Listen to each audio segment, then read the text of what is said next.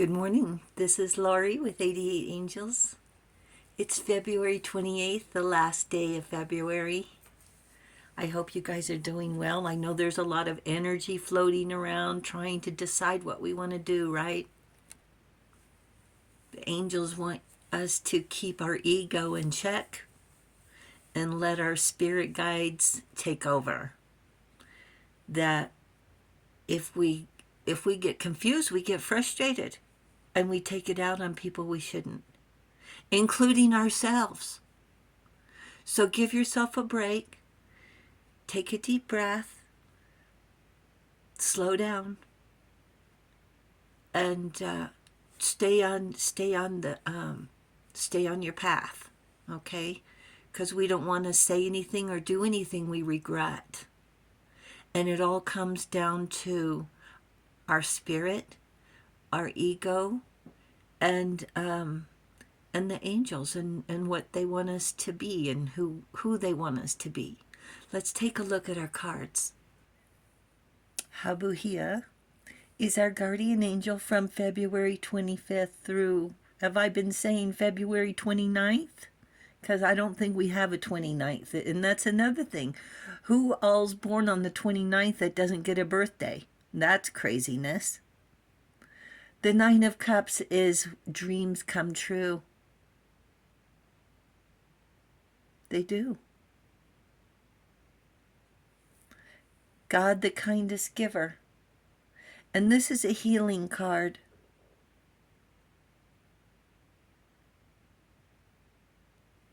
And we have to heal from all sorts of things. Our fault, their fault, nobody's fault. We have to heal.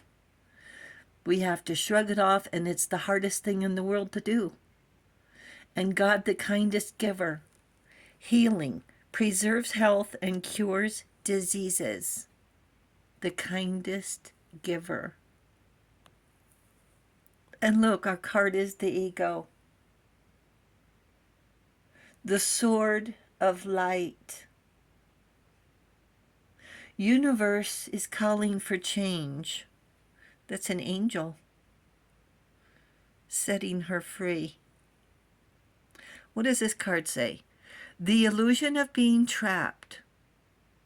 That's what they want us to think, that their ego wants us to feel trapped. And it's not working. That's why they're so angry. Accept responsibility for your situation and then make choices that support your path to happiness. Addictions or unhealthy habits. This is the ego right here. Here's the King of Swords. Doesn't he look like he has an ego? Nothing's good enough. Oh, I'm bored. Everything's our fault why he's bored. It's our fault he's bored, right? The King of Swords. And I thought I had seen this guy before. And I found him. I'm going to show him to you right after we finish with this card. And he has the same expression on his face. It's unbelievable. On a different deck, no less. So the King of Swords, intelligent, impartial, respected, stoic, receiving wise advice, remain objective and fair-minded, public speaking, communicate clearly, unemotional relationships, or being emotionally unavailable.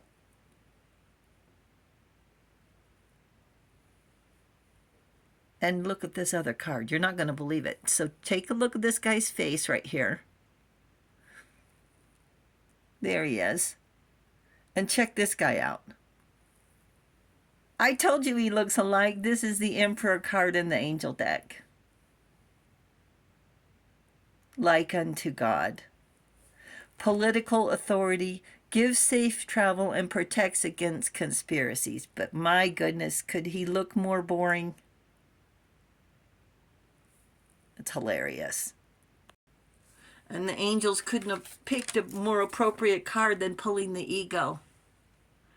Because So many people just let their mouth run, their ego take over, and they have no respect for themselves, no respect for us. They just let their mouth run, and they flat out don't care. That's your problem, their mouth is running. And we all have an ego. It's how we feel about ourselves, our self-esteem. It's why we look in a mirror to try and look our best. Even if it's just for ourselves, we're looking in a mirror. It's how we feel about wearing red instead of blue. It's why we have long hair or short hair.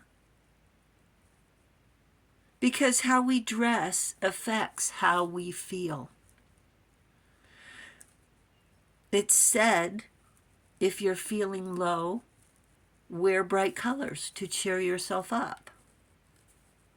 That would be emotional intelligence, taking control of your own emotions and your ego, keeping it in check, understanding we have bad days, right? Part of our ego is a sense of pride. We want to feel valued and appreciated. And to those people who make us feel good about ourselves, we like them. But if we're not acknowledged or disrespected, then our ego sounds an alarm and we build walls. When we feel good and we're self-confident and we can handle criticism, especially if it's constructive, delivered in a caring way. We're always hoping to improve our personal life or our job life if someone has a suggestion.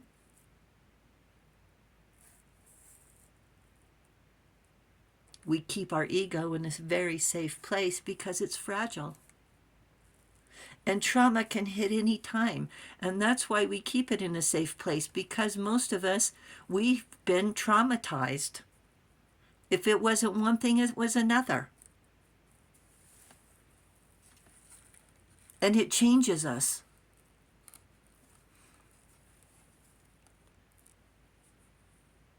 This is where the angels encourage me to share, because they want you to know you're not alone.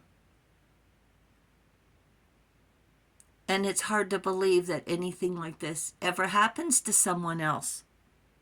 Because what happened to me was I grew up thinking chaos and fighting, getting bullied. I knew in my heart it was abnormal, like a sixth sense. My parents encouraged it, telling us lies about the other kids to get us fighting. And getting beat because Dad came home and felt like it.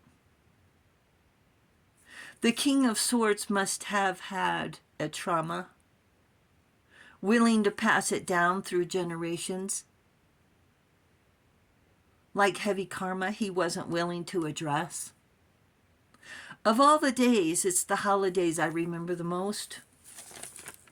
And it's taken me years to enjoy a celebration of any kind, because every holiday was always laced with a knockdown, drag-out fight.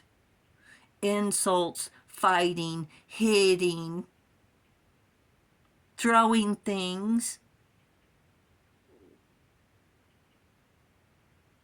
No matter what, there was a classic adult tantrum. With a child getting blamed for adult problems, that's heavy baggage. 9 of Cups say dreams come true, even while getting beat. We knew there was a better life. And their insults bounced off like we were immune for something. The King of Swords can keep his ego. Truth be told, we do learn and come to terms with violence and rise up. And we know better than to pass it on. We don't beat children. You kidding me? What kind of ego does that? It's a tiny one. A very tiny. And grown up, we can see the signs. We have empathy. We can feel that they've survived and that we survived to be who we are today. Proud human beings in control of our egos, in control of our spirit. But then we get hit with the egos at work, don't we? Because they're overcompensating for not having self-confidence. They have a bully attitude, having to insult and criticize coworkers to make themselves feel important. Unfortunately, if they're a boss, they can get away with it until we put an end to it. Because they will always be looking for a reason to make our day miserable. Because their ego depends on our misery, and they won't stop. They won't. I asked that one guy if he stayed up nights thinking of things to criticize me for, and of course I got fired the next day. That same day I packed up my stuff. So the next day when I got fired, I'm like, see ya.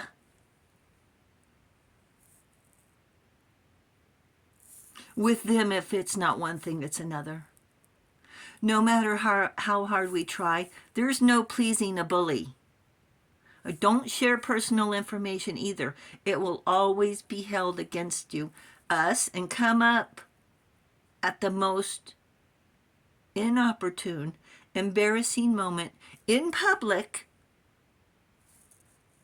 And that was my sister's favorite game, to spill my precious moments, never hers, laughing out loud at her bullying me. It's not so easy to shrug off, but we certainly have risen above that.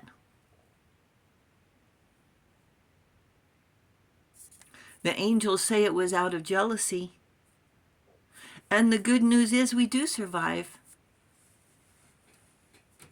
We tell ourselves we're better than that. We don't act like that and never will. Putting somebody down, hurting a child to make ourselves feel better, that's nuts. So here's the alignment with all the energy.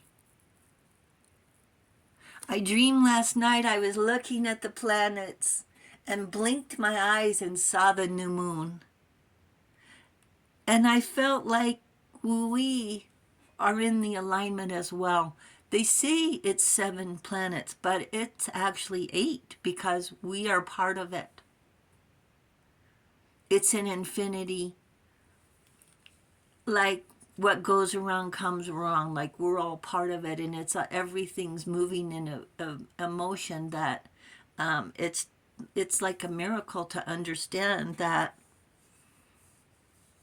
we're part of it. So last night we went outside to see how many planets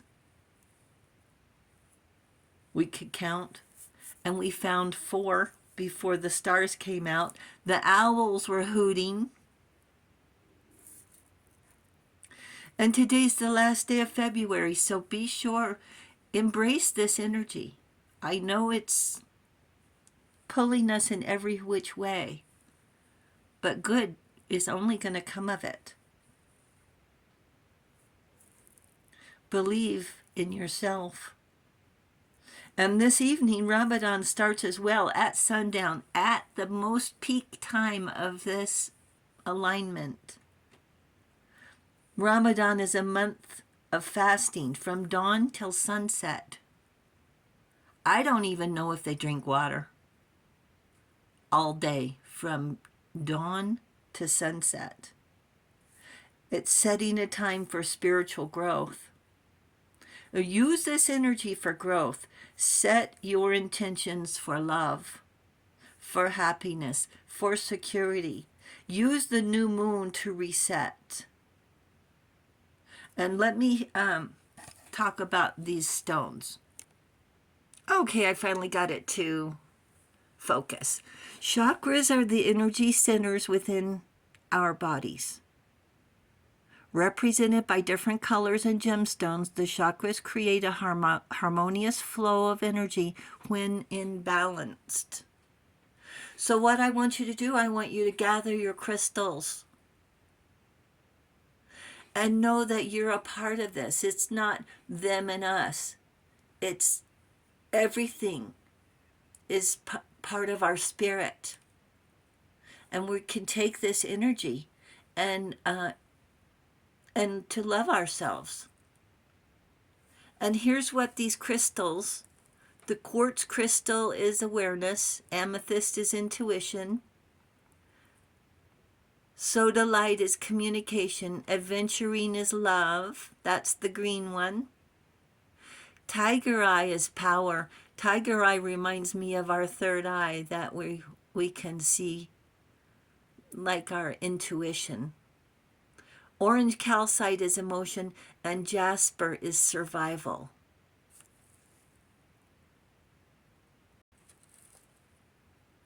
The universe is putting on a dance for you.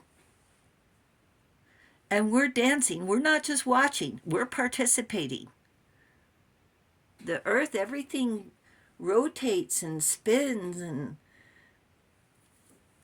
what do you call it? Gravitational pull. I mean, all these different scientific things. And the angels say your spirit guide rules your ego if we allow it. Thank you, angels. Thank you, viewers and subscribers. Enjoy the day. Don't forget to go out at sunset and check out for the planets. And remember, you're in the dance as well. And also, thank you for hitting the subscribe button. We really do appreciate it. You guys are awesome. The angels say thank you as well. And I'll talk to you soon. Love you. Bye.